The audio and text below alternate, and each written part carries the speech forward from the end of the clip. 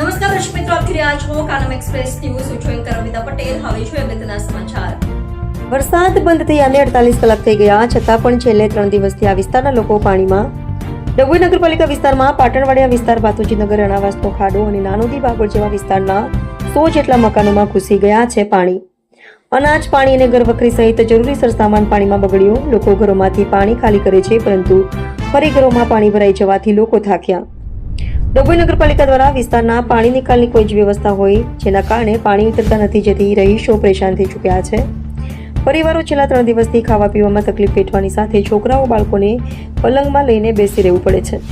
ડભોઈ નગરપાલિકાના પાણીનો જલ્દી નિકાલ કરી આપે તેવી રહીશોની માંગ ઉઠવા પામી છે. ડભોઈ નગરપાલિકાની પ્રી મોન્સૂન કામગીરીની જાણે પોલ ખુલી ગઈ. આવી પરિસ્થિતિ છતાં નગરપાલિકા તંત્ર મુલાકાત લેવા સુદ્ધા આવી ન હોવાનો લોકોમાં રોષ. રાણાવાસ, ખારો અને ભાતીનગર અમે 3 દિવસથી પાણીમાં છે. કોઈ તંત્ર જોવા આવતું નથી. 3 દિવસથી એની કન્ડિશનમાં છે, પાણી હટતું નથી. નાનોડી બાગોળના વિસ્તારમાં પાણીનું બધું છે ને, મકાનો ગમે તે બધું પુરાણ કરી નાખ્યું છે, એટલે આગળ પાણી જતું નથી. અમારા 3 દિવસથી આ પાણીની એની જ કન્ડિશન છે. એટલે સરકારને ખાલી એવું કહેવા માંગે છે કે તમે તાત્કાલિક આવીને એનો નિકાલ કરો. આગળથી પાણી હટે, આગળથી એનો નિકાલ થાય, તોડફોડ ગમે તે વસ્તુ કરીને એનો નિકાલ કરો તો અમારા જગ્યાએ બધું પાણીનો નિકાલ થાય.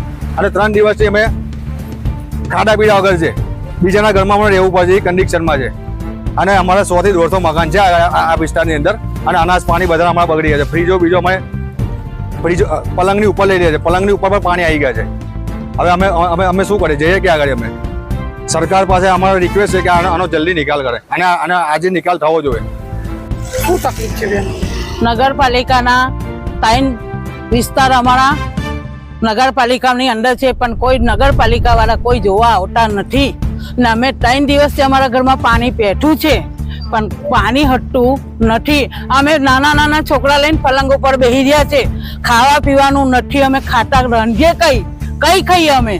એટલે આપણે નાનોડી બાગોળ વિસ્તારમાં પાણી છે, તેથી પાણી હટતું નથી. અમારે જવું કઈ?